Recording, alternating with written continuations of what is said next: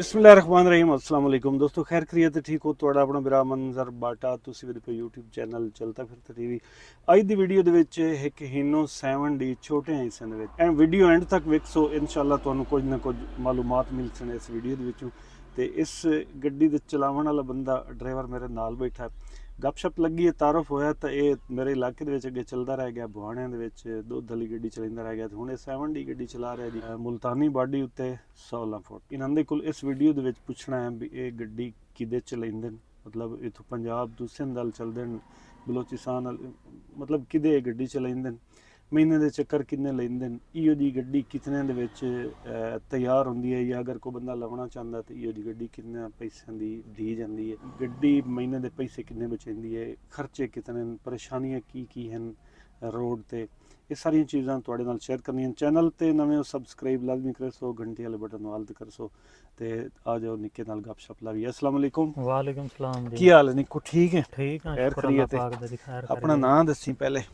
नजाकत अली है जी ਮਾਸ਼ਾਅੱਲਾ ਨਿੱਕੇ ਇਹ ਗੱਡੀ ਚਲਾਉਂਦੇ ਤੇ ਚੋਖੜੇ ਦੇ ਹੋ ਗਏ ला साल मुकण वाला जी ਇਸ ਤੋਂ ਪਹਿਲੇ ਕਿਹੜੀ ਗੱਡੀ ਚਲਾਉਂਦਾ ਰਹਿ ਗਿਆ उस वड्डी 8 आई 7D जी ਮਾਸ਼ਾਅੱਲਾ ਮੁੜ ਤਾਂ ਤੇਰਾ ਲਾਇਸੈਂਸ ਵੀ ਹੈਵੀ ਹੋਸੀ जी HT दी ਇਹ ਆਪਣੀ ਰਿਹਾਇਸ਼ अपनी जिला जंग ते कोट बादर गागन पोलम दा छोटा जिहा स्टाल ਇਹ ਜਿਹੜੀ ਗੱਡੀ 7D ਹੈ ਛੋਟੇ ਹਿੱਸੇ ਜੀ ਨੇ ਹਾਂ। ਜ਼ਿਆਦਾਤਰ ਵੇਖਿਆ ਸੀ ਜਿਹੜੇ ਕੋਟੇ ਵਾਲ ਹਨ ਨਾ जी हाँ ਉਹਨਾਂ ਤਰ੍ਹਾਂ ਇਹ ਡਿਜ਼ਾਈਨ ਹੈ जी हाँ ਤੇ ਇਹ ਗੱਡੀ ਉਦੋਂ ਦੀ ਹੈ ਕੋਟੇ ਸਾਈਡ ਦੀ ਹੈ ਜਾਂ ਇੱਥੋਂ ਦੀ ਹੈ गड्डी थू भी तैयार कुएट जो करा के आया ਤੇ 629 ਤੇ ਟਾਇਰ ਵੀ ਜ਼ਾਹਰ ਨਜ਼ਰੀਨ 825 16 ਦੇ ਹੁੰਦੇ ਨੇ ਤੇ ਸਪੀਡ ਵਾਲੀ ਇਹ ਗੱਡੀ ਹੈ ਸਪੀਟਰ ਇਸ ਤੇ ਵਜ਼ਨ ਟੱਪਾ ਨਹੀਂ ਸਕਦਾ ਬੰਦਾ ਟਾਈਮ ਵਾਲਾ ਮਾਲ ਹੀ ਹੁੰਦਾ ਜਿਹੜੀ ਇਸ ਤੇ ਤਾਂ ਮਿੱਟੀ ਲੱਦਣੀ ਹੈ ਤਾਂ ਉਹ ਵੀ ਟਾਈਮ ਵਾਲੀ ਹੋਣੀ जी ਤੇ ਜਦੋਂ ਸਪੀਡ ਤੁਸੀਂ ਮਰਿੰਦੇ ਹੋ ਉਹਲੇ ਟਾਇਰ ਤੰਗ ਨਹੀਂ ਕਰਦੇ नहीं टायर को तंग करन दे ਗਰਮ ਹੋ माशाल्लाह ਕੇ ਪੰਚਰ ਨਹੀਂ ਹੁੰਦੇ नहीं नहीं कोई मसला मसाइल को नहीं जी ਜਦੋਂ अच्छे ਵਜ਼ਨ ਤੁਸੀਂ ਪਾਇਆ ਹੁੰਦਾ 10 ਟਨ ਜਾਂ ਜੀ ਹਾਂ। 11 ਟਨ ਉਸ ਜੰਪ ਖੱਡੇ ਤੋਂ ਡਰ ਵੀ ਲੱਗਦਾ ਸੀ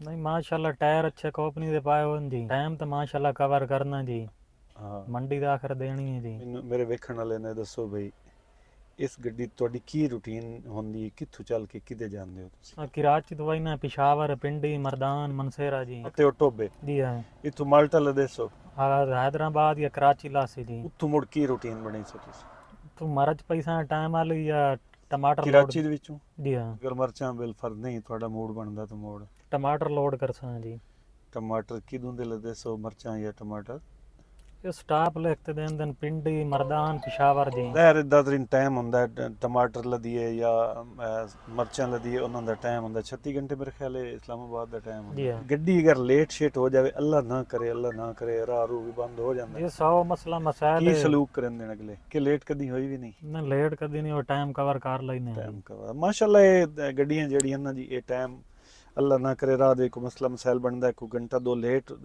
ਰਾਹ ਦੇ ਵਿੱਚ ਹੋ ਜਾਵੇ ਨਾ ਕਿ ਅੜਲ ਬਣ ਜਾਵੇ ਤਾਂ ਇਹ ਗੱਡੀਆਂ ਮਾਸ਼ਾਅੱਲਾ ਟਾਈਮ ਕਵਰ ਕਰ ये ਜਾਂਦੀਆਂ 7D गड्डियां स्पीटर माशाल्लाह टाइम कवर कर लेनी जितने घंटे लेट हो वने ਚਲੋ ਹੁਣ ਕਿੰਨੂੰ ਦੀ ਰੁਟੀਨ ਹੋਗੀ जी हाँ ਮਾਲਟੇ ਦੀ ਇਸ ਤੋਂ ਅੱਗੇ ਪਿੱਛੇ ਤੁਸੀਂ ਕਿਦੇ ਚੱਲਦੇ ਹੋ सा अल्लाह खैर के कराची दा सीजन खत्म हो सी ते इंशाल्लाह क्वेटा दा शुरू हो गई सी जी एब दा हो गया खुरमानी ਅੱਛਾ ਉੱਤੇ ਜਾਂਦੇ ਹੋ ਬਲੋਚਿਸਤਾਨ हाँ ਵੱਲ। बलोचिस्तान ही चलने हैं ਮਤਲਬ ਆਲ ਪਾਕਿਸਤਾਨ आल ਫਿਰਦੇ ਹੋ पाकिस्तान दी सर्विस है ਤੁਸੀਂ। ਜੀ ਠੀਕ ਮਹੀਨੇ ਦੇ ਵਿੱਚ ਚੱਕਰ ਇਸ ਤੇ ਕਿਤਨੇ ਕੁ ਲਾ ਲੈਂਦੇ 4-5 चक्कर लागोनी देंदी ਕਰਾਚੀ ਦੇ 4 ਲੱਗਦੇ ਹੋ ਜੀ। 5 ਤਾਂ ਨਾ ਲੱਗਦੇ ਹੋ और रूटीन लांदी लड़ींदी रहे 5 ही लागोनी देंदी ਡਰਾਈਵਰ ਦੋ ड्राइवर दो जी ਜ਼ਾਹਿਰ ਦੋਸਤੋ ਜਿਹੜੀ ਇਹ ਗੱਡੀ ਹੁੰਦੀ ਹੈ ਨਾ ਇਸ ਦੇ ਵਿੱਚ ਨਾ ਪਿੱਛੇ ਸਵਣ ਵਾਲੀ ਜਗ੍ਹਾ ਬਣੀ ਹੁੰਦੀ ਹੈ ਇੱਥੇ ਇੱਕ ਬੰਦਾ ਗੱਡੀ ਚਲਾਵੇ ਨਾ ਦੂਆ ਬੰਦਾ ਈਜ਼ੀ ਪਿੱਛਾ ਸਹਿ ਸਕਦਾ जी हाँ। ਦੋ ਬੰਦੇ ਪਿੱਛਾ ਨਹੀਂ ਸਹਿ ਸਕਦੇ ਇੱਕੋ ਬੰਦਾ ਸਕੂਨ ਨਾਲ ਵੀ ਸਹਿ ਸਕਦਾ ਆਰਾਮ ਕਰ ਸਕਦਾ 4 ਚੱਕਰ ਵੀ ਲਾ ਲੈਂਦੇ ਹੋ ਤੁਸੀਂ ਕੋਇਟੇ ਜੀ ਦੇ ਹਾਂ। ਸ਼ਾਇਦ 5 ਵੀ ਲੱਗ ਜਾਂਦੇ ਜੀ ਹੋ ਹਾਂ। ਮਾਲਕ ਚੰਗੇ ਨੇ ਤੁਹਾਡੇ मालिक बड़ा जबरदस्त है जी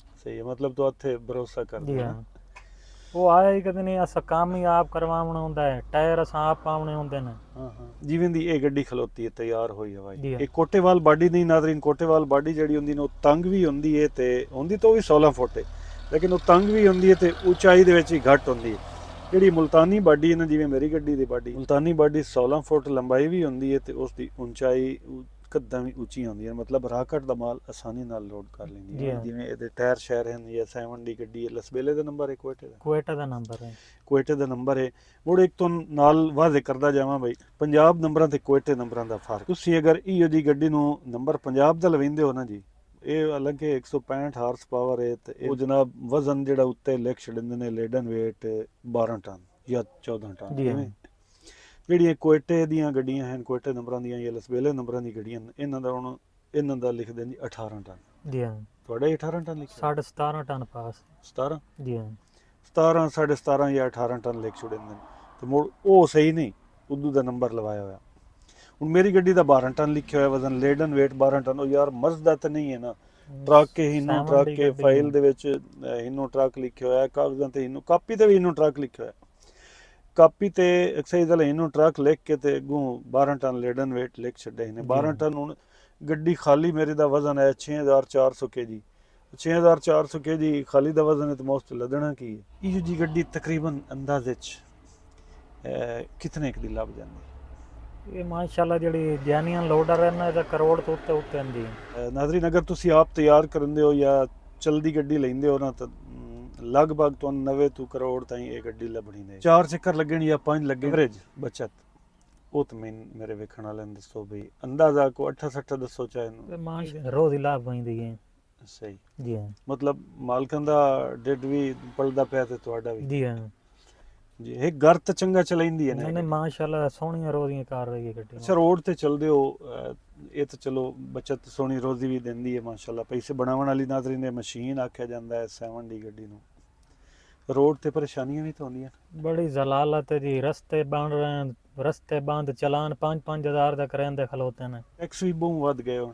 350 ਰੁਪਏ ਤੇ 300 ਰੁਪਏ ਤਾਂ ਸਾਡੀ ਗੱਡੀ ਦੇ ਰਹੇ ਹਾਂ ਜੀ। 300 ਰੁਪਏ ਜੀਟੀ ਰੋਡ ਤੇ ਜਦੋਂ ਜਾਵੀਏ ਨਾ ਕਰਾਚੀ ਵੱਲ, ਜਿਹੜਾ ਟੂਲ ਪਲਾਜ਼ਾ ਹੁੰਦਾ ਹਰ 50-60 ਕਿਲੋਮੀਟਰ ਬਾਅਦ ਟੂਲ ਪਲਾਜ਼ਾ ਆਇਆ ਖਲੋਤਾ ਹੁੰਦਾ, 300 ਰੁਪਏ ਉੱਥੇ ਦਿਪਦਾ।